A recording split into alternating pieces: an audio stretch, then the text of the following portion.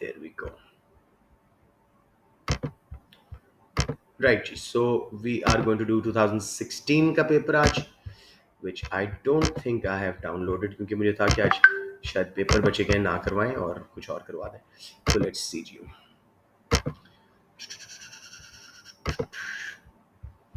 और अगर आप लोगों को बहुत लगता है तो मैं कामरान मलिक का गेस्ट भी कल और परसों में करा सकता हूँ, but I think they will be throwing you of rather than helping you. बता दें मुझे, आप लोग ऐसा करना चाहते हैं तो फिर थोड़ी मेरी सपोर्ट करें, हम डबल क्लास करते हैं. क्या कह रहे हो? डिस्कस कर लें थोड़ा सा, वो जुबानी डिस्कस कर लेते हैं. चलें ठीक है, श्योर. अभी हम पहले जरा ये 16 का पेपर कर लें, उसके बाद और पास पेपर नहीं करते. आखिरी 2 दिनों में एक क्लास में मैं सारे पास पेपर्स का ओवरव्यू दे दूंगा कि किस तरह आपको देखो चॉइसेस मिल रही हैं और आपने कैसे करना है. और दूसरे में हम उसका कामरान मलिक का डिस्कस कर लेंगे. ये जी जून 16 variant 42. Here's the mark scheme.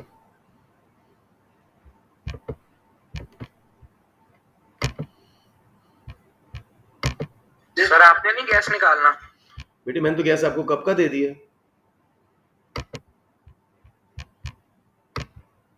Do you realise मैंने आपको गैस कब का दे दिया? दोबारा बता दूं? बता दें सर. कंज्यूमर बिहेवियर के 4 क्वेश्चन, 2 नोट्स में सॉल्व्ड है और 2 के सॉल्यूशंस मैंने आपको भेजे हुए हैं. ठीक है. एफिशिएंसी के 4 सॉल्यूशंस भेजे हुए हैं सिमिलर सारे, और एक end of the notes model answer है. ठीक है. लेबर मार्केट के साथ भी यही काम किया हुआ है, और बाकी मैंने मैक्रो के आपको बताए हुए हैं कि ये जो लिखे हुए क्वेश्चंस हैं इनको सॉल्व करें 8 को, जिसके आंसर्स की फॉर्म में हमने वो पढ़े हुए हैं मोस्टली. समझ आ गया राजील? 3 कॉमन क्वेश्चन बताए हुए हैं जो मैंने जब रिसोर्सेज भेजे थे ना तो उसमें पूरा डिटेल थी. ये गेस है, हर साल मेरा सेम गेस होता है और अल्हम्दुलिल्लाह उसी में से आता है, because this is how they make the papers till your variant at least. उसके बाद अब आगे क्या होने वाला है वी डोंट नो. राइट जी, तो दिस इज आई थिंक या द अदर पेपर. इसको भी सेव कर लेते हैं वहीं पे नीचे ताकि हमारे लिए आसानी हो जाए. अभी फिलहाल मैं इसको यहाँ पे आप लोगों को पढ़ा देता हूँ. सेक्शन बी जल्दी देख लेते हैं इंशाल्लाह और फिर सेक्शन ए पे आ जाएंगे.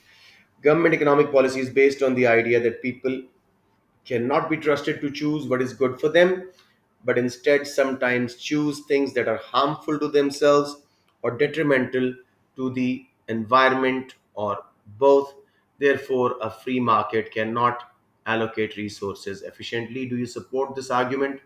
अब बच्चों के माइंड में आ रहा होगा कुछ के ये क्वेश्चन तो हटा हुआ है मॉडल आंसर से. बिल्कुल नहीं हटा हुआ, सिर्फ उसने 2 मार्केट फेलियर चुन के खुद दे दिए आपको. सो इसका स्केच मुझे कौन बताएगा?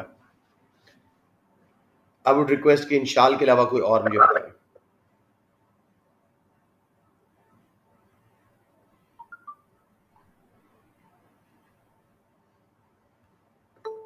सर पहले फ्री मार्केट को डिफाइन करें. अब्दुल्ला कर रहे हैं. Very good. एक minute Abdullah, let me just let this kid enter. Mohammad bin Uzair. Oh my God, Mohammad bin Uzair आए आज. Very nice. मेमूना अजहर आई हैं. वाह जी वाह, अच्छे अच्छे बच्चे आ गए.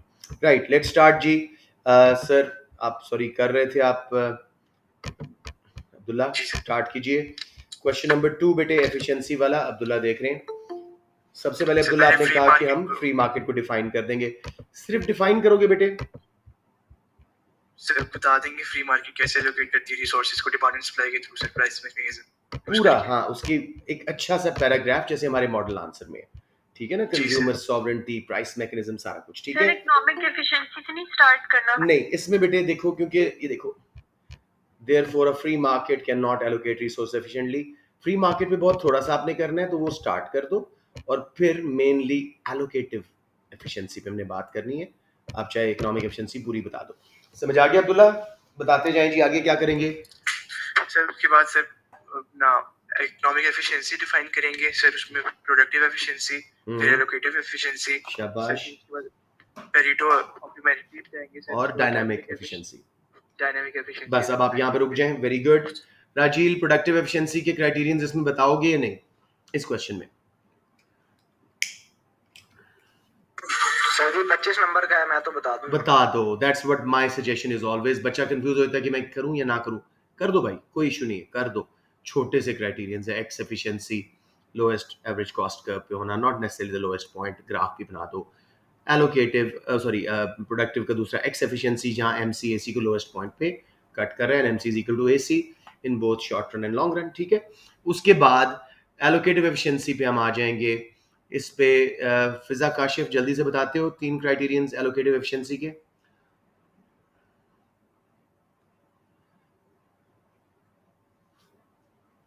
Sir MC is equal to price होना चाहिए। इसको एक्सप्लेन करोगे थोड़ा सा, what does it mean?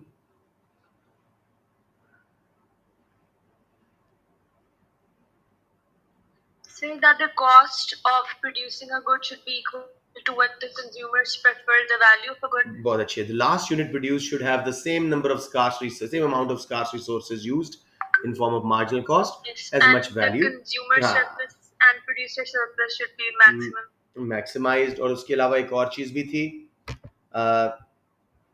MSB should be equal to Window optimized. MSB, MSC should be equal to MSP। Yes, MSB. ठीक है। अच्छा, फिर मुझे इल्सा कह रही है let me in, I don't see her in the, अब आई है, ठीक है। राइट जी, सारे सॉल्ट के बच्चे आ गए, गुड। राइट, वेरी गुड फिजा, एलोकेटिव एफिशिएंसी तक हो गया। अब नेक्स्ट स्टेप मुझे बता दें इंशाल, हम किस मार्केट को प्रेजेंट करते हैं, किस मार्केट की फर्म को as a model of efficiency economics में? परफेक्ट मार्केट, थोड़ा बताओ डिटेल्स। कब परफेक्ट मार्केट की फर्म कब दोनों एफिशिएंसीज ले रही होती है?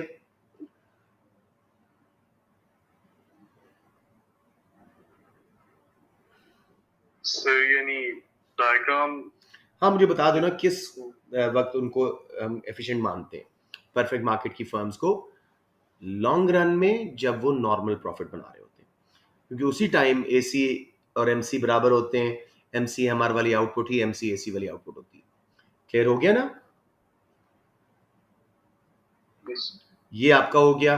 उसके बाद जी अब मुझे हेल्प कराएं, लेट्स से मोहम्मद बिन उजैर, आप लेट आए हो, लेकिन देखो वो कहता है government economic policy is based on the idea that people can not be trusted to choose what is good for them, but instead sometimes choose things that are harmful for themselves। harmful for themselves, ये कौन सा market failure यहां पे वो लेके आ रहा है?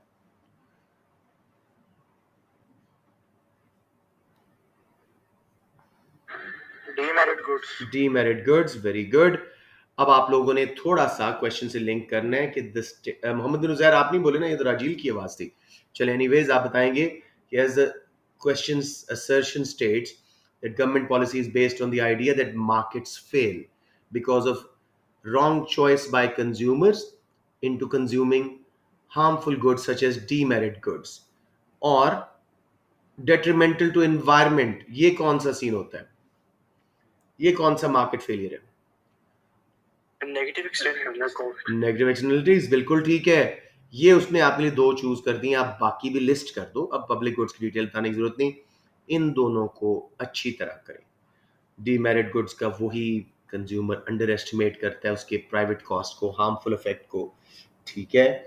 Information failure है, असिमेट्रिक इंफॉर्मेशन है, पता है कि बुरी है, लेकिन कितनी बुरी है वो एग्जैक्ट आइडिया उनके पास नहीं है, ठीक है। सो डीमेरिट गुड का मार्केट फेलियर यहाँ पे वो आपसे पूछ रहा है, तो उसको पूरा डिटेल में, सबको ग्राफ आते हैं उसके 2 एंगल्स मार्केट फेलियर के। एक तो डिमांड कम है, लैक ऑफ इंफॉर्मेशन की वजह से, जिसकी वजह से डिमांड कब बाहर शिफ्ट होकर आप पहला दिखाओगे। फिर एक्सटर्नल कॉस्ट इग्नोर हो रही है थर्ड पार्टीज पे, ड्रिंक एंड ड्राइव के जो मसले आ रहे हैं, डिटेल में खुल के लिखो और उससे सप्लाई कर्व लेफ्ट पे शिफ्ट करो। जब एक्सटर्नल कॉस्ट शामिल होती है तो सोशल कॉस्ट बनती है, वो दूसरा मार्केट फेलियर आ जाएगा। सो दोनों साइड पे बेसिक मार्केट इक्विलिब्रियम की आप 2 अंडर एलोकेशन दिखाओगे। ये एलोकेटिव इनएफिशिएंसी का मामला है। सबको क्लियर है? ओके, यहां पे अब कम से कम 2 या 3 इंटरवेंशंस कर दो गवर्नमेंट की, depending on time how quickly you are able to manage.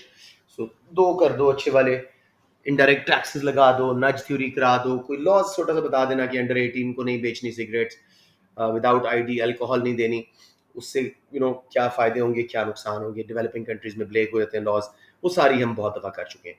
You want me to discuss them again या सबको क्लियर है गवर्नमेंट इंटरवेंशन यहाँ पे?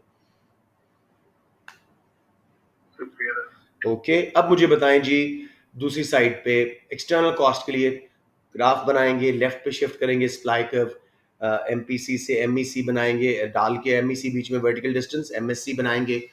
क्यू मार्केट से क्यू ऑप्टिमम जो है आपका एक मार्केट फेलियर नजर आ रहा होगा, ओवर कंजम्पशन, एलोकेटिव इनएफिशिएंसी। अब गवर्नमेंट इनडायरेक्ट टैक्सेस भी लगा सकती है, क्लीन फर्म्स को सब्सिडीज भी दे सकती है, पोल्यूशन लाइसेंसेस भी दे सकती है। You want me to discuss this? ये सबको आइडियाज हैं, प्लीज डोंट बी शाय। ये आखिरी आखिरी क्लास है, I don't want to leave any stone unturned, specially on efficiency. साथ सर हम गवर्नमेंट फेलियर्स भी बताएंगे। बिल्कुल बताएंगे, गुड गर्ल, समय इसी भी आने वाला था। आप गवर्नमेंट की इंटरवेंशन के साथ ही उसकी इवैल्यूएशन करेंगे। ये लगता है कि वैल्यूएशन एंड पे होगी, लेकिन साथ साथ भी वैल्यूएटिव पॉइंट्स आप ले रहे होते हो। जैसे ही आप बताओगे जी इनडायरेक्ट टैक्स लगाएगी गवर्नमेंट, उससे कॉस्ट बढ़ेगी, प्राइस बढ़ेगी, एक्सटर्नलिटीज जो है वो इंटरनलाइज आ जाएंगी, प्रोड्यूसर कंज्यूमर पे करेंगे रादर देन थर्ड पार्टीज, उससे रिसोर्स एलोकेशन बेहतर हो जाएगी। हाउएवर अगर डिमांड इनइलास्टिक है तो वो कंजम्पशन पे बहुत कम इफेक्ट आएगा, स्पेशली डी मेरिट गुड्स के केस में, एक्सटर्नल कॉस्ट के केस में मुमकिन ज़्यादा आए। लेकिन दोनों केसेस में गवर्नमेंट मार्जिनल एक्सटर्नल कॉस्ट अक्सर रॉन्गली एस्टिमेट कर जाती है। इसके ऊपर बहुत सारा गेस्ट वर्क करना पड़ता है, मार्केट वैल्यू डालनी पड़ती है, शेडो प्राइसिंग करनी पड़ती है, जो एक्चुअल मार्केट प्राइसेस मौजूद नहीं है पोल्यूशन वगैरह पे। तो उसकी वजह से गवर्नमेंट में एंड अप ओवर टैक्सिंग और under taxing due to lack of information, and government failure में भी worse than market failure at times. ये आपका अच्छा खासा इवैल्यूएशन यहाँ पे बन रहा है। इसी तरह हर चीज़ का, सब्सिडीज का भी आप कीजिएगा क्लीन फर्म्स के लिए, इन इलास्टिक डिमांड तो इफेक्टिव नहीं होगी। हो सकता है कि जी जो पोल्यूटिंग फर्म्स उनकी कॉस्ट इतनी कम है कि सब्सिडीज के बावजूद क्लीन फर्म्स इफेक्टिव नहीं हो रही, compete नहीं कर पा रही। ये सब कुछ आप अगर करेंगे तो आपको वहीं पे वैल्यूटिव स्कोर मिलना शुरू हो जाएगा। एंड पे वही हमारी पुरानी स्टेटमेंट कि फ्री मार्केट में individuals do make wrong choices, cases of demerit goods and external costs have been discussed above in detail. Government intervention to some extent can reduce this market failure if the policy has been applied correctly and government has strong legal hold on the economy, and people trust the government. However, usually governments tend to fail because of lack of information. Therefore, achieving the ideal resource allocation and removing allocative inefficiency in reality may not be possible. However, the mixed economies keep trying. Along with free market, whenever free market failures occur, government need to intervene to improve the allocation of resources. समझ आ गया बेटे? वही question एक और अंदाज में उसने आपसे पूछा। सबको क्लियर है या कोई क्वेश्चन? राइट जी। आ गया नेक्स्ट जी। with the help of diagrams, use indifference analysis to explain what is meant by economic theory by consumer equilibrium and how it is related to our consumer's demand curve. बहुत simple question है, वही सारा अपना चलाना है कि indifference curves या analysis are part of ordinal approach. इसके अंदर ये अजम्पशंस हैं, 12 मार्क है, 2 बता दीजिएगा। Consumer is able to make comparison between goods and find points of indifference. The point of optimum value is revealed by the fact that he will always prefer more over less. फिर indifference curve को define करते हैं, curve that shows all possible combinations of two goods where consumer gets the same total utility, hence he is indifferent on all of them. Its slope is mu of y over mu of x. तो properties बता दें, downward sloping है, backward bending है due to diminishing marginal rate of substitution. Budget line को define करें, a line that shows all possible combinations of two goods consumer can afford in his limited income and given prices. इसकी slope is price of y over price of x. Equilibrium is achieved. यहाँ पे हम question की application पे आ रहे हैं, where straight budget line is tangent to backward bending indifference curve. बना के दिखा दें basic equilibrium, point बना दें, E0 y0 ले रहा है, x0 ले रहा है, यहाँ पे वो अपनी utility maximize कर चुका है in his limited budget. तो यहां से हमें पहला इक्विलिब्रियम पॉइंट मिलता है। दूसरा कैसे निकलता है? कंज्यूमर डिमांड कर्व निकालने के लिए हमें दूसरा पॉइंट मिलता है प्राइस चेंज से। प्राइस फॉल कराओ, नॉर्मल गुड का आसान तरीन ग्राफ बनाओ, सब्सटीट्यूशन इफेक्ट, इनकम इफेक्ट सब डिटेल में बता के 2 पॉइंट्स इक्विलिब्रियम के निकाल के डिमांड कर्व डाउनवर्ड स्लोप होता, सिर्फ नॉर्मल गुड का बता दो। बेटे समझ आ गया? Yes sir. जी, सेकंड पार्ट देखें। Discuss how this equilibrium might be affected by a government fiscal policy that raises taxes on goods. ये एक मॉडल आंसर मैं आपको दिखा चुका हूं, दोबारा दिखाना है तो दिखा देता हूं, बताएं मुझे। कौन सा टैक्स लग रहा है गुड्स पे? तो इनडायरेक्ट है जी, प्राइस बोलेंगे राइज की बात करनी है। प्राइस राइज की बात है। प्राइस राइज इस केस में नॉर्मल, इंफीरियर, गिवन तीनों का करना पड़ेगा। तो बहुत ब्रीफली कीजिएगा, 13 मार्क्स में आपके पास टाइम बहुत कम है, तीनों के ग्राफ, तीनों के डिमांड कर्व, सब कुछ निकालना। समझ आ गया? फिर एक तक क्यों नहीं? उसने क्या बोला नीचे बेटे? Discuss how this equilibrium might be affected by a government fiscal policy that raises taxes on goods. या तो वो बता देता ना नॉर्मल एंड इंफीरियर गुड, उसने कुछ ऐसा नहीं कहा, उसने कहा ऑन गुड्स। तो the mark scheme can be of any. ठीक है, हम फिजिकल पॉलिसी को भी एक्सप्लेन करेंगे बहुत ब्रीफली बेटे। फिस्कल पॉलिसी उसको पता है, बता देना। यूज ऑफ गवर्नमेंट टैक्सेशन थोड़ा सा, and budget, spending. Tax raise करना कॉन्ट्रैक्शनरी फिस्कल पॉलिसी है। किसी एक गुड पे बताइएगा कि गुड एक्स पे टैक्स लगा है, पहले वो नॉर्मल थी, उसका ये। अब दोबारा सारा इंडिफरेंस का आपको एक्सप्लेन करना ना बैठ जाइएगा please, like you did in मॉक्स। सब बच्चे अब सीधे ग्राफ्स पे जाओ। Substitution effect, income effect, price effect, theory तीनों की दो, फिर तीनों के ग्राफ बना के इक्विलिब्रियम्स बना के दिखाओ कि कैसे इक्विलिब्रियम इफेक्ट हो रहा है। समझ आ गया बच्चों? वाले में Yes. तो एक ही ग्राफ है ना। सॉरी, ऊपर वाला तो एक ही ग्राफ है। देखो, उसने ऊपर जरा बचत दे दी है, नीचे उसको 3 ग्राफ आपको मांग लिए। समझ रहे हैं ना? तो 4 ग्राफ्स आपको 25 मार्क्स के लिए बनाने हैं। सर अगर हम लोग ऊपर नॉर्मल गुड का प्राइस इंक्रीज बना दे तो नीचे हम सिर्फ इंफीरियर ऊपर हम प्राइस डिक्रीज का बना रहे हैं ना, अब प्राइस इंक्रीज है। अच्छा, आप कहते हो आप ऊपर भी प्राइस इंक्रीज का बना लें? That would be a bit risky. I don't know Ilsa, let me just have a quick look at this mark scheme कि क्या हमारे पास ये ऑप्शन कुछ इस तरह की मौजूद है। वैसे कभी कभी इसकी मार्क स्कीम कहेगी एक ही गुड का बना दो, लेकिन इनकी मार्क स्कीम उल्टी पुल्टी होती रहती है। Don't take a risk there. Let's see जी, ये देखो पहला वाला देख लेते दोबारा। Answer should consider the initial proposition and comment on its validity. It should then identify and describe the necessary conditions for efficient resource allocation and consider whether it can be achieved by market alone.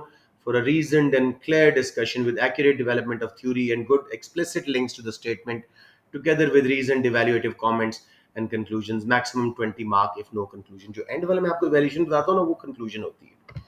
ठीक है, तो बहुत simply आप अगर model answer लिख दोगे 25 में से 25 भी आते हैं। नेक्स्ट जी, explanation of consumer equilibrium, indifference curves, budget lines as a point of maximum satisfaction which gives with given income and given prices. Derivation of a point on the demand curve from the equilibrium point. The rest of demand curve is only obtained by a change in the equilibrium. कोई price change करके normal good का दिखा दें। For a sound explanation of both budget lines and difference curves and a clear link to demand curve with accurate diagrams and a clear understanding of the principles involved. दूसरे part में वो क्या कह रहा है?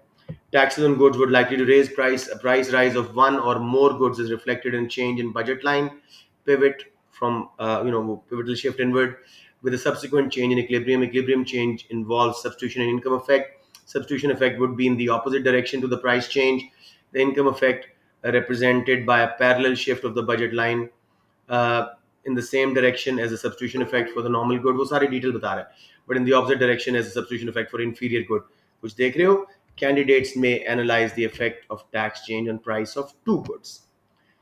अब नीचे वो कह रहा है नॉर्मल और इंफीरियर करते हैं, लेकिन अगर ये मार्क्स की हमने ना देखी तो we would have never known कि कितनी गुड्स का करना है। इसलिए I just want to be careful कि आपका एक ही एग्जाम है, जब उसने गुड्स स्पेसिफाई नहीं की तो तीनों कर दो बच्चों। ठीक है,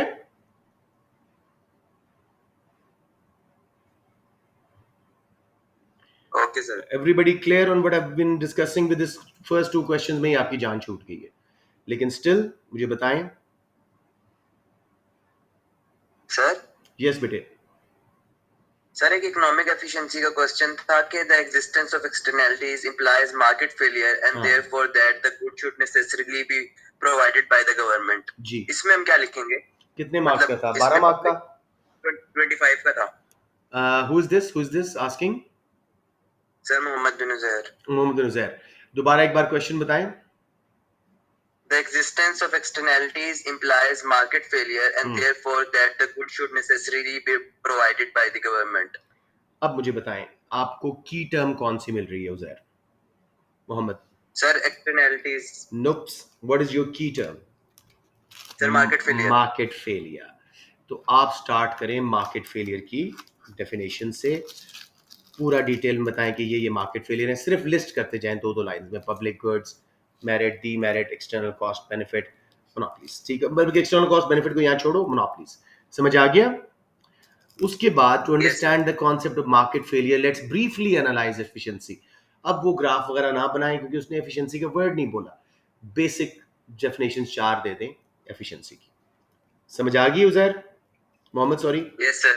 उसके बाद दो मार्केट फेलियर वो आपको कह रहा है, external benefits, external cost. Externalities are positive and negative, बस उनको अच्छी तरह करके, गवर्नमेंट इंटरवेंशन करके, एंड पे वही हमारी गुड ओल्ड इवैल्यूएशन, सारी टेक्निक्स इस्तेमाल करके एंड पे आंसर वही आ गया। सर लेकिन उसने ये क्यों लिखा है, therefore that the goods should necessarily be provided by the government, कि वही वाले गुड्स जिसमें एक्सटर्नल बेनिफिट्स और एक्सटर्नल कॉस्ट जहाँ एक्सिस्ट करते हैं, क्या गवर्नमेंट प्रोवाइड करे?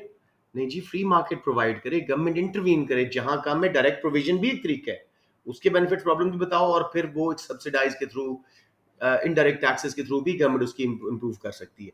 बात हिर फिर के वहीं आ रही है। Are you Mohammad getting my point, या आप अभी तक थोड़े डिस्ट्रैक्टेड हो रहे हो क्वेश्चन से? सर थोड़ा सा डिस्ट्रैक्ट हो रहा हूँ इस वाले क्वेश्चन लेट्स सी। आप दोबारा क्वेश्चन पढ़ो और मैं आपको एक एक वर्ड उसका समझाता हूँ वो क्या कह रहा है। जी पूछें। The existence of externalities implies market failure and बस रुक जाओ। मार्केट फेलियर डिटेल में सारे डेफिनेशन और बाकी मार्केट फेलियर बता दो, फिर बताएं जी एक्सटर्नैलिटीज पे हम आते हैं after we understand what efficiency is, basic efficiency की डेफिनेशन चारों दे के अब आए जी एक्सटर्नल बेनिफिट्स का मार्केट फेलियर, एक्सटर्नल कॉस्ट का मार्केट फेलियर। ठीक है, अब आगे पढ़ें जी question. And therefore that the goods should necessarily be provided by the government. हाँ, यहाँ पे हम कहेंगे एक्सटर्नल बेनिफिट्स वाले केस में अंडर प्रोडक्शन, अंडर एलोकेशन हो रही है, so government can directly provide from there schools, hospitals, अगर ये कोई मेरिट गुड थी या फिर कोई और प्रोडक्शन थी तो गवर्नमेंट अपनी फैक्ट्रीज के थ्रू भी प्रोड्यूस कर सकती है वो चीज जिसके एक्सटर्नल बेनिफिट्स हैं। उसके फायदे क्या होंगे? लो प्राइस पे करेंगे, सोशल वेलफेयर को देखेंगे, थ्रू आउट द कंट्री देंगे, इस तरह प्रोड्यूस करेंगे, ग्रीनर मेथड्स है कि कम से कम, सॉरी एक्सटर्नल बेनिफिट्स है, इस तरह प्रोड्यूस करेंगे कि ज़्यादा एम्प्लॉयमेंट जनरेट करवाएंगे, ज़्यादा एक्सटर्नल इफेक्ट्स जो हैं वो जो है थर्ड पार्टीज पे लाने की कोशिश करेंगे।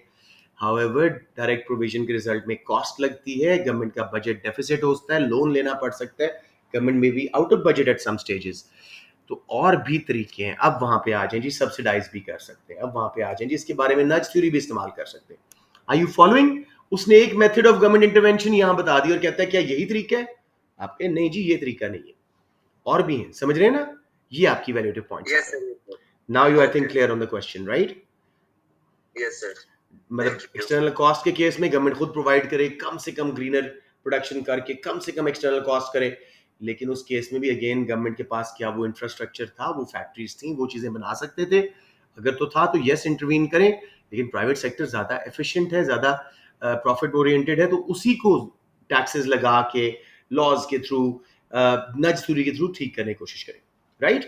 तो यही आपका इवैल्यूएटिव कमेंट एंड पे भी जाएगा। सब बच्चों को क्लियर है? मोहम्मद ने अच्छा क्वेश्चन यहां पूछा था। ओके जी जी इंटरवेंशन इम्पोर्टेंट नहीं होता, मतलब वो इंटरवीन कर सकती है मगर उसको वो खुद प्रोवाइड नहीं करेगी। नहीं मतलब करे खुद भी, कोई मसला नहीं है, जहाँ मतलब फर्ज की एक्सटर्नल बेनिफिट्स वाली कोई चीज थी खुद भी बनाए, लेकिन उसके भी साइड इफेक्ट्स करके, नुकसान करके, और बताएंगे कि और भी तरीके हैं। हमारी इवैल्यूएशन यहाँ पे ये कि नहीं, government provision is not the only one, direct provision के अलावा भी कई सॉल्यूशंस हैं इन्हीं मार्केट फेलियर्स के। इल्सा क्लियर? अब मुझे बताएं मेरे बच्चों, पहले दो क्वेश्चंस टोटली क्लियर? जी सर। नंबर 4 जी, लेबर मार्केट पे दो हिस्सों में डिवाइडेड, सॉरी परफेक्ट कंपटीशन है ये, तो चलें उस पे है, let's see. In perfect competition in short run, हाँ जब लेबर मार्केट ही है, wage rates in some occupations will be higher than in others, explain the economic analysis underlying this.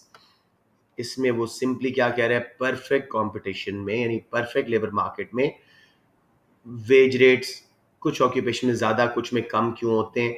Again पहले पूरी परफेक्ट मार्केट की वेज डिटर्मिनेशन थ्योरी बताओ, उसकी assumption से स्टार्ट करो। Wage takers, large number of buyers and sellers, सब wage takers हैं, profit maximising firms हैं तो हायर करेंगी जहां MCL MRP के बराबर है, demand supply theory, MCL MRP theory बताने के बाद फिर वेज डिफरेंशियल्स पे आएंगे, supply side, demand side.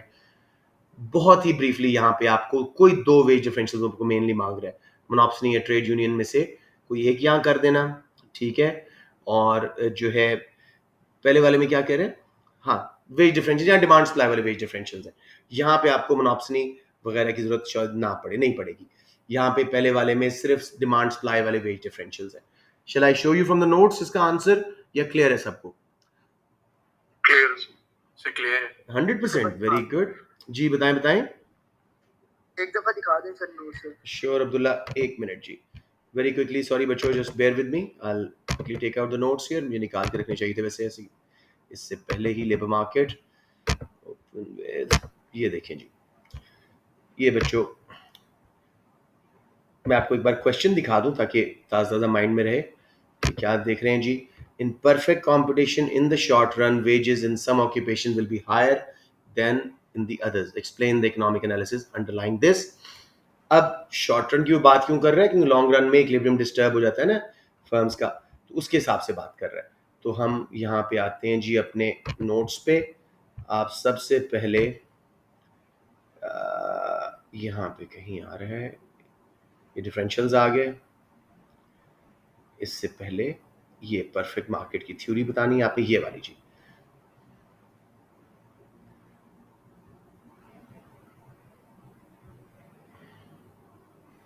This one जी, wage determination of perfect labour market, लेकिन ब्रीफली करना है क्योंकि ये पूरा 12 मार्क का था। 4 एक बता दो जी, अजम्पशंस डिमांड सप्लाई के थ्रू करो, और ब्रीफली बिल्कुल MRP थ्योरी करके ये बना के सीधा जाएं जी। वेज डिफरेंशियल्स शॉर्ट रन में are due to demand and supply side wage differentials, और monopsony and trade union impact.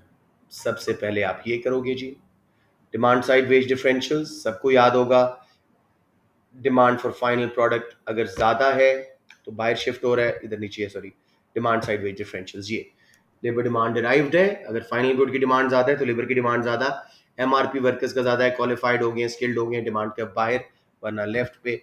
तो कैपिटल की रिलेटिव प्राइस एंड प्रोडक्टिविटी, इसकी वजह से शिफ्ट्स आती हैं डिमांड साइड। सप्लाई साइड में training, period of staff, non monetary या नॉन पर्सनरी बेनिफिट्स, यानी अगर एक जॉब में फ्रिंज बेनिफिट ज़्यादा है तो सप्लाई ज़्यादा होगी वर्कर्स की, वेज रेट कम होंगे, और जिसमें फ्रिंज बेनिफिट्स नहीं है वहाँ सप्लाई कम होगी, वेज रेट कॉम्पनसेटिंग डिफरेंशियल देना पड़ेगा। Net immigration, retirement age, briefly को 3-3 करके लेफ्ट साइड राइट साइड पे शिफ्ट करो। और फिर ये अदर वेज डिफरेंशियल्स को ब्रीफली, डिस्क्रिमिनेशन की वजह से भी ऐसे होता है, ऑक्यूपेशनल इमोबिलिटी की वजह से भी ऐसे होता है। तो ये आपका वेज डिफरेंशियल्स का नॉर्मली ये 25 मार्क का होता है, यहाँ 12 मार्क का है। तो जस्ट मेक श्योर कि आप थोड़ा करें और सारा कुछ मैनेज करें। एवरीबॉडी क्लियर ऑन दिस जी? अब ये क्वेश्चन हम कई बार कर चुके हैं। Do you agree that in an imperfect labour market any activity by trade unions design to increase wage rates would inevitably lead to unemployment? ये सबको क्लियर है? वो ट्रेड यूनियंस और मोनोप्सनी का जो मैच होता है, कब कब वो वेज बढ़वा सकते हैं, कब नहीं, अगर नहीं तो मैं दोबारा बता दूं। Clear sir. गुड, इंशाल्लाह सबको क्लियर है? एनीवन? जो बच्चे थोड़े अनक्लियर हैं, मैं आपको ये बताता हूँ आपने कहाँ से ढूंढना है नोट्स में। अब आपको ये क्लियर होना चाहिए। ये देखो बेटे, जहां से हमारी ट्रेड यूनियन स्टार्ट हो रही है ना, ये यहां से ही उनके रोल्स, फिर कब कब वो सक्सेसफुल होंगे, ये प्रॉफिट्स फर्म्स के हाई हैं, फाइनल गुड की डिमांड इन इलास्टिक है। यहाँ परफेक्ट मार्केट वाला स्किप कर सकते हो बिकॉज उसने उसका नाम नहीं लिया। मोनोप्सनी पे जाओ डायरेक्टली, कि जब ट्रेड यूनियन मोनोप्सनी के अगेंस्ट निगोशिएट करती है, ना सिर्फ वेजेस बढ़वा लेती है बल्कि वर्कर्स भी ज़्यादा करवा लेती है। अनलेस वेज स्टार से ऊपर ले जाए वेज, तब वर्कर्स को निकाला जाएगा और फर्म कैपिटल पे स्विच कर जाएगी। So that is your answer. समझ आ गया मेरे बच्चों? Yes sir. 100% क्लियर हो? Don't be shy, if there is any problem do ask. चले जी, नंबर 5, ये जो कॉमन क्वेश्चन मैं बार बार कहता रहता हूं, ये जरूर कर लें। Traditional theory of firm assumes a single objective for the firm, namely the maximization of profit. Explain whether a firm with this objective necessarily always makes a profit. थोड़ा सा फर्क है क्वेश्चन।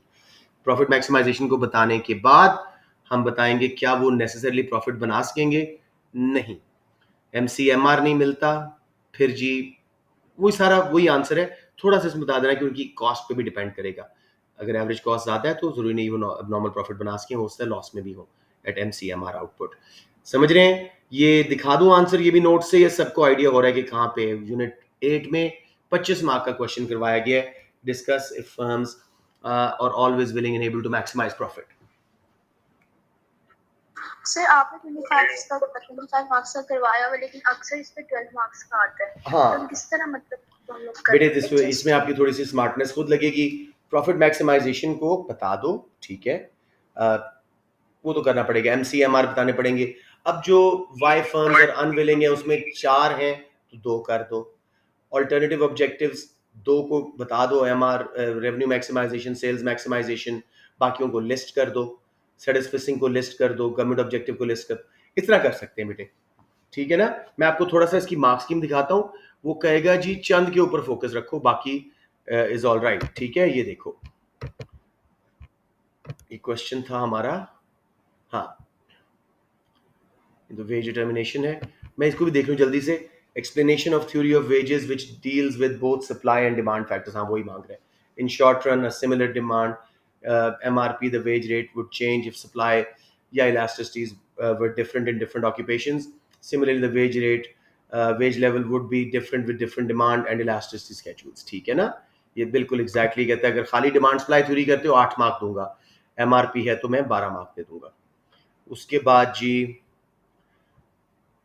मैक्सिमम प्रॉफिट रूल को explain करें। Candidate should consider how firm move towards the point of maximum profit, but also consider the meaning of normal profit and possibility of less than that. Average cost पे depend करता है। Maximum profit point is best potential but does not always result in profit. A mention of alternative market structures would be valid, ठीक है। For a good explanation of maximum profit, rule of consideration of supernormal and subnormal profit, a mention of the situation in different market structures. Market structures का इसमें कहाँ से बात आ रही है, उसको क्यों ये बीच में लेके आ रहा है। ए पार्ट में तो मार्केट स्ट्रक्चर्स की बात ही नहीं कर रहा वो, और मार्क्स स्कीम में मार्केट स्ट्रक्चर्स की बात कर रहा है। सेकंड में है discuss south objective in traditional theory में भी वेरिड इन मार्क्स स्कीम में, याद गड़बड़ कर गया थोड़ी सी लगता है। For a good explanation of maximum profit rule, consideration of supernormal subnormal, ये ठीक है, subnormal profits, a mention of situation in different market structures. This is a bit weird. इसमें वो ओलिगोपोली और मोनोपोली वाले ऑब्जेक्टिव्स की बात करेंगे। हाँ हैं तो उन्हीं के, लेकिन देखो सेकंड पार्ट में उसने पूछा ही मार्केट स्ट्रक्चर्स पे हुआ है। ऑल्टरनेटिव ऑब्जेक्टिव्स, इन्फ्लुएंस इन market, behavioural theories, managerial theories, balancing, उसी एक क्वेश्चन को 25 वाले ने उसने 2 हिस्सों में तोड़ा है। अब मैंने पहले में इसको डाला था जो कि लॉजिकली ज्यादा सेंस बन रहा था, क्योंकि मार्केट स्ट्रक्चर्स का वर्ड उसने सेकंड में बोला था। वही बिहेवियरल थ्योरीज, मैनेजरियल थ्योरीज, सब कुछ किया हुआ है। चलें जी, अभी एक ऑड क्वेश्चन है, बाकी हमारे पास मेन क्वेश्चंस ठीक है। कभी कभी इसकी मार्क्स स्कीम में ऐसा कुछ आता है कि I am unable to explain myself, ठीक है जी। तो पहले 2 क्वेश्चंस आपके फुल सॉलिड, चौथा वाला fall back plan just in case. अब मैक्रो में से कुछ ढूंढते हैं। नंबर 6 देखें। Imagine you been asked to produce a report about the quality of life in your country. Discuss what would be important to include in your report and what economic indicators you would use in order to reach a conclusion. Idea हो रहा है ये कहाँ से question आया? Sir measure of standards of living के ऊपर आया, सिंपल एज दैट, ठीक है। सबको क्लियर हो गया। Growth and development second chapter में क्वालिटी ऑफ लाइफ को आप बताओ is judged in economics through standards of living और इकोनॉमिक डेवलपमेंट, ठीक है। उसको अच्छा एक पैराग्राफ लिख दो जिसमें health, education, freedom of speech, religious freedom, spiritual tranquillity, availability of leisure activities, low crime rates, clean environment, ये सब कुछ उसके अंदर आना चाहिए। तो इकोनॉमिक इंडिकेटर जो यूजुअली हम यूज करते हैं, हमें जीडीपी, रियल जीडीपी पर कैपिटल ले लो, एचटीआई ले लो, न्यू म्यू ले लो, और एंड पे वही कंक्लूजन कर दो कि मैं अपनी रिपोर्ट में पाकिस्तान में जीडीपी पर हेड भी यूज करूंगा और साथ में न्यू म्यू यूज करूंगा ताकि उसको मैं इंप्रूव कर सकूं, और क्वालिटेटिव एचडीआई यूज करूंगा ताकि मैं अपने डेवलपिंग कंट्री में बता सकूं कि हेल्थ, एजुकेशन वगैरह के क्या हालात हैं। Only then I will be able to जज my country's living standards properly. बात वही है, सिर्फ उसने योर कंट्री कह दिया और जरा एक क्वेश्चन को पर्सनलाइज कर दिया आपके लिए। समझ आ रहा है बच्चों? वही सारी लिमिटेशन जीडीपी की भी करनी है, सब कुछ करना है जी। सर जीडीपी की लिमिटेशंस वगैरह भी बता देंगे ना? एब्सोल्युटली बेटे, 25 मार्क का है, पूरी रिपोर्ट आपने उसको बना के पहुंचानी है। एचडीआई की भी लिमिटेशंस करोगे, न्यू म्यू की भी वीकनेसेस करोगे, फिर एंड पे वो इवैल्यूएशन दोगे कि मेरी रिपोर्ट में सब क्यों शामिल है, इस वजह से। जीडीपी, क्योंकि मैं एक डेवलपिंग कंट्री से बिलोंग करता हूं, पाकिस्तान से, अगर रियल जीडीपी बढ़ता है तो मेरा मुल्क तरक्की करेगा, हमारी मॉनेटरी ग्रोथ होगी, साथ में शायद एजुकेशन और हेल्थ में भी इंप्रूवमेंट आए। लेकिन एचडीआई क्यों यूज कर रहा हूँ, वो ऑलरेडी दिखा रहा है पाकिस्तान का, मैंने आपको बताया भी हुआ है कि हमारा 4.8 ईयर्स है एजुकेशन जो है एचडीआई का हिस्सा, लिटरेसी इंडेक्स 4.8 ईयर्स है, हमारी जो लाइफ एक्सपेक्टेंसी है अराउंड 63 ईयर्स। ये फैक्ट्स यूज करो और बताओ पाकिस्तान के बारे में। फॉलो कर रहे हो? सबको समझ आ रहा है या you need more time on this? जी जी बेटे। सर वो जो आपके नोट्स वाला क्वेश्चन है, discuss if GDP is a good Yes. Indicator of living standards, Yes, उसमें yes. आपने वाया गुड मैयर में सिर्फ एक पैराग्राफ लिखा हुआ है, उसमें सिर्फ एक पैराग्राफ बताएंगे नहीं कि नहीं, वाया मैंने गुड उसमें मैयर, लिखा हुआ था असल में ना, ये लिमिटेशंस बता। मेरे ख्याल में ये वो क्लास थी ऑनलाइन जिसमें लाइट चली गई थी और मेरा कुछ हिस्सा मिस हो गया था। मैंने उस दिन भी नोट किया था। आप जीडीपी को क्या क्या बना सकते हो उस पर बात करो। GDP can be converted into real GDP, जो कि इन्फ्लेशन का डिस्टॉर्टिंग इफेक्ट निकाल देता है। क्लियर हो गया? फिर इसको पॉपुलेशन पे डिवाइड करके रियल जीडीपी पर हेड बना लेते हो और अच्छा मेजर बन जाता है। ये प्लीज आप लोग नोट कर लें, ताकि जो बच्चे वीडियो देखें वो भी नोट कर लें। पहले जीडीपी बन जाता है रियल जीडीपी में, डिफ्लेटर का फॉर्मूला लगा के, so it becomes a better measure, inflation का डिस्टॉर्टिंग इफेक्ट निकाल देता है। फिर इसको पॉपुलेशन पे डिवाइड करके हम एवरेज रियल इनकम निकाल सकते हैं। फिर जीडीपी क्यों अच्छा है जी? मोस्ट कॉमन मेजर है, सारी दुनिया में यूज हो रहा है, सब कंट्रीज इसको बेसिक स्टैंडर्ड लेते हैं, और यस जिसका जीडीपी पर हेड ज्यादा होता है वो नॉर्मली डेवलप्ड होता है ज्यादा। फिर इसके अलावा जी इसी से आगे एचटीआई में इंक्लूड कर किया जाता है, 1/3 एचटीआई का हिस्सा जीएनपी है जो जीडीपी से निकलता है। न्यू म्यू जीडीपी को ही बेहतर करके करता है, तो तमाम मेजर्स में जीडीपी का एक स्ट्रॉन्ग हिस्सा है, इसलिए इतना अच्छा है मेजर, इसको बेसिक माना जाता है। हाँ इसमें कम मसले हैं, इसको कैलकुलेट करना मुश्किल है, हिडन इकोनॉमी आ जाती है, दूर दराज के इलाकों की नहीं आती, लोग हाइड कर जाते हैं, पोल्यूशन को नहीं देखता, वो सारे मसले फिर करके फिर बाकी मेजर्स और फिर इवैल्यूएशन। समझ आ गई बच्चों? Okay sir. यस जी। देखिए मुझे बताएं, नंबर 6 पे थोड़ी सी और बात करनी है। I can see some kids are little bit unsure about it.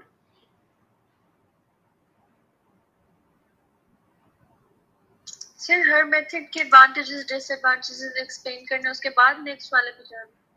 हाँ बिल्कुल ऐसे ही करिएगा जैसे मैंने किया था ना इस मॉडल आंसर में।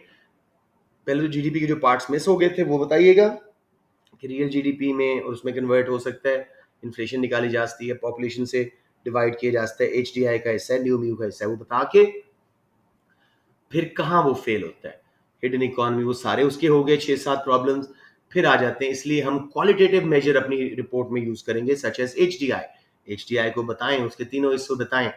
1 के करीब है तो कंट्री डेवलप्ड है, पाकिस्तान जो है 0.5 और 7 के बीच में डेवलपिंग कंट्री है, तो हमारा अभी बहुत दूर है from where we should be, especially because of terrorism and pollution. थोड़ा सा लिंक करो अपनी बात से। फिर उसके बाद बताएं जी कि एचडीआई के मसले क्या हैं, इसके फिगर्स आसानी से मुझे नहीं मिलेंगे अपनी रिपोर्ट के लिए, मुझे वर्ल्ड बैंक की साइट्स पे जाना पड़ेगा, थोड़ा सा पर्सनल होकर लिखिएगा क्योंकि क्वेश्चन इस तरह का है। फॉलो कर रहे हैं ना? वो कह रहा है आपने लिखना है, बातें वही हैं जो सिलेबस में पढ़ चुके हैं, सिर्फ अपने साथ लिंक कर लीजिएगा, पाकिस्तान का हवाला दीजिएगा। फिर क्लियर, साथ साथ ही उसकी वीकनेसेस, फिर न्यू म्यू में कैसे कन्वर्ट करेंगे, फिर न्यू म्यू की वीकनेसेस, फिर इकट्ठा एक इवैल्यूएटिव कि मैं अपनी report about my country Pakistan start करूंगा विद जीडीपी पर हेड, उसको रियल जीडीपी में कन्वर्ट करके पॉपुलेशन से डिवाइड करके, फिर मैं एचडीआई को यूज करूंगा न्यू म्यू को, ताकि क्वालिटेटिव मेजर्स भी बीच में आए और मेरी रिपोर्ट जो है वो बेहतर इंडिकेटर दे सके मेरे कंट्री के बारे में। समझ आ गई बेटे? जी सर। अच्छा, अगर आप लोग सुनना चाहो और क्वालिटी ऐड करना चाहो, एक जीपीआई भी होता है, जेन्युइन प्रोग्रेस इंडिकेटर। उसमें रेप, अब्यूज, ये जो होती है साइकोलॉजिकल डिप्रेशंस और रिपोर्टेड केसेस, वो सारा कुछ भी। लेकिन कह सकते हो कि मैं जीपीआई इसलिए शामिल नहीं करूंगी कि मेरे मुल्क में ये रिपोर्ट नहीं होते, बहुत सारे ऐसे क्राइम्स छुप जाते हैं। Everyone clear? Just I was trying to get you more information. जी बच्चों, नंबर 7, मुझे बताएं ये क्वेश्चन कहाँ से है और how comfortable are you, just in case आपको ये करना पड़ जाए। So unit 2 से और यूनिट 2 से है, सिंपली वो जो Six. पॉपुलेशन पिरामिड हमने बनाए थे डेवलपिंग एंड डेवलपिंग कंट्रीज के, डेवलप्ड कंट्रीज के कैरेक्टरिस्टिक्स, ये प्लीज देख लीजिएगा, आपका एक और अच्छा टॉपिक बन जाएगा। सबको क्लियर आ गया ना, जहां से इंशाल ने बताया यूनिट 2 में से डेवलपिंग एंड डेवलप्ड कंट्रीज के characteristics, age and population structure का जो मैंने हेडिंग दी थी उसके अंदर पूरा पेज लिखा हुआ है, ये उसका आंसर है। ठीक है, वो जो डायमंड शेप का बनता है डेवलप्ड कंट्रीज का और हमारा जो है थोड़ा सा नैरो वाइड बेस और वो कोन शेप का बनता है, सबको क्लियर है?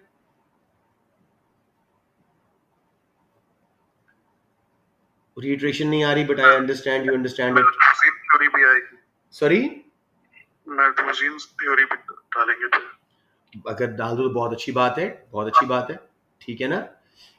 मैल्थुसियन थ्योरी का रिफ्लेक्शन हमारे मुल्कों में आ रहा है, ठीक है, लेकिन वो ये नहीं बताता कि पॉपुलेशन स्ट्रक्चर और एज स्ट्रक्चर पे क्या असर पड़ता है, तो it's not relevant to this question, ठीक है ना अपना इंशाल। यस, वो तो एक ड्रावा दे रहा है कि अगर पॉपुलेशन फूड से तेजी से बढ़ेगी तो हमारे मुल्क में कहत आएंगे and all that. B part जी, consider whether developing countries likely to experience different types of unemployment compared with the developed country. चारों अनएम्प्लॉयमेंट पहले डिफाइन करो, उसके बाद उनका फॉर्मूला दो, फिर चारों अनएम्प्लॉयमेंट बताओ। मैंने आपको सबको ये पावर रिवीन वीडियो में भी कि कौन सी किन कंट्रीज में होती है, अगर सर सबको। रियल वेज जो है वो डेवलप में ज्यादा प्रोमिनेंट होगी। कौन सी? रियल वेज, रियल वेज वाली डेवलप में होगी क्योंकि वहाँ मिनिमम वेज बहुत लगती है, ठीक है, वर्कर्स राइट्स को देखा जाता है। इसी तरह ट्रेड यूनियंस हमारे मुल्क में पावरफुल है तो हो सकता है हमारे मुल्कों में ज़्यादा हो जाए, तो आप दोनों सिर्फ कर सकते हो। टेक्नोलॉजिकल अलबत्ता डेवलप्ड कंट्रीज में होगी, ठीक है ना। जो आपकी इंटरनेशनल है वो दोनों कंट्रीज का फिनोमेना है, ज़्यादा डेवलप्ड में हो रही है। सीजनल कहीं भी हो सकती है। फ्रिक्शनल अलबत्ता एक जॉब छोड़ के दूसरी सर्च एम्प्लॉयमेंट जो होती है वो डेवलप में ज़्यादा होती है।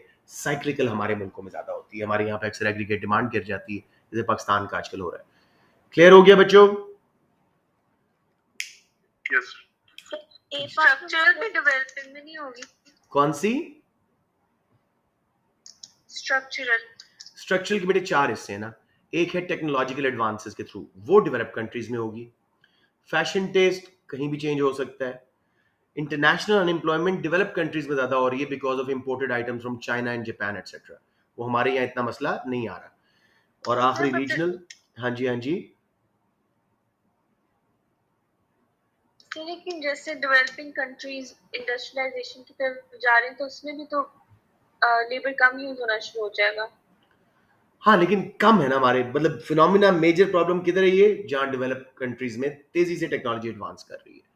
हमारे यहाँ पे अभी भी बहुत लेबर इंटेंसिव प्रोडक्शन है, यस आ रहा है मसला, लेकिन रिलेटिवली कम है। फॉलो कर रहे हो ना? जी सर। तो इवैल्यूएशन में हम कहेंगे कई अनएम्प्लॉयमेंट जनरल हैं, कुछ जो है ज्यादा रिलेट करेंगी डेवलप से और कुछ डेवलपिंग को, जैसे हम ऑलरेडी डिस्कस करके आए। I am just trying to increase your range of questions and a slight possibility कि कहीं अगर फंस जाओ तो आप लोगों के पास क्लैरिटी आ जाए। जी any questions? Sir part A में हम लोग सिर्फ एम्प्लॉयमेंट स्ट्रक्चर वाली कैरेक्टरिस्टिक बताएंगे डेवलपिंग और डेवलप कंट्री। सिर्फ ये आपने नोट्स तो देखे होंगे, दोबारा दिखा दूं, उसके ऊपर अच्छा खासा पेज लिखा हुआ है, 2 पिरामिड्स बने हुए हैं, काफी आपके पास इंफॉर्मेशन है। सबसे पहले तो मेरे बेटे देखना की टर्म क्या थी, डेवलपिंग कंट्री, डेवलप कंट्रीज, तो उसके 3-3 4-4 कैरेक्टरिस्टिक बता के अपने नॉलेज के 4 marks low.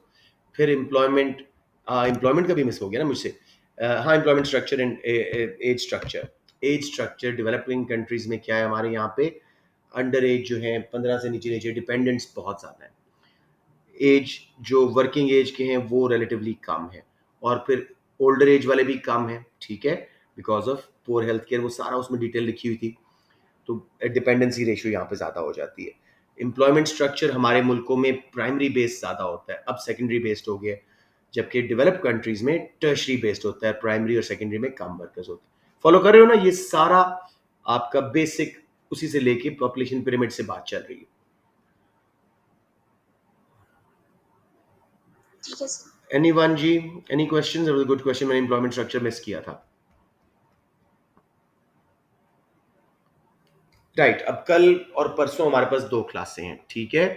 What I would like to do is कि कल मैं आपसे कामरान मलिक साहब का गेस्ट जो है वो डिस्कस कर लूँ, just in case fall back अगर आ जाता है तो आएगा नहीं इंशाल्लाह। स्ट्रेट फॉरवर्ड क्वेश्चंस होंगे आपके, वेरिएंट में हमेशा होते हैं ऐसे, और जस्ट इन केस वो कर लेंगे। परसों जो मैं आपको ये 16 से लेके 22 तक के सारे पेपर्स करवा चुका हूँ, उनकी एक ब्रीफ समरी उठा उठा के आपको हर का दिखाऊंगा। सेक्शन बी में से आप कैसे 2 क्वेश्चन चूज कर सकते हो, ठीक है? और सेक्शन ए पे मैंने काफ़ी सारी क्लासेस शुरू में करवाई थी, 5-6, वो वीडियोस देख लीजिएगा, आपको आइडिया हो जाएगा। अलबत्ता section A is every time different, तो उसमें बी वाइज मार्केट स्ट्रक्चर्स को अच्छी तरह जरा कंपैरिजंस देख लीजिएगा जस्ट इन केस, क्योंकि उसमें अक्सर वो मार्केट स्ट्रक्चर्स पे आजकल फोकस कर रहे हैं। Okay, sir. राइट बच्चों, that's it. Any questions before I sign off? Sir मेरा एक जनरल क्वेश्चन है। श्योर मेरे बेटा। सर ये पूछना था कि अगर किसी बच्चे का एएस में लाइक सी ग्रेड आया है और ए2 में वो ए स्टार या ए की पोजीशन में आ जाए तो चांसेस है कि ग्रेड इंप्रूव हो जाए वो? एब्सोल्युटली बेटे, आपका 50% रहता है ना, ठीक है? तो आई वुड से इफ वो ए स्टार या ए स्कोर करता है तो सी पुल अप होके बी और ए में कन्वर्ट हो सकता है। Right sir.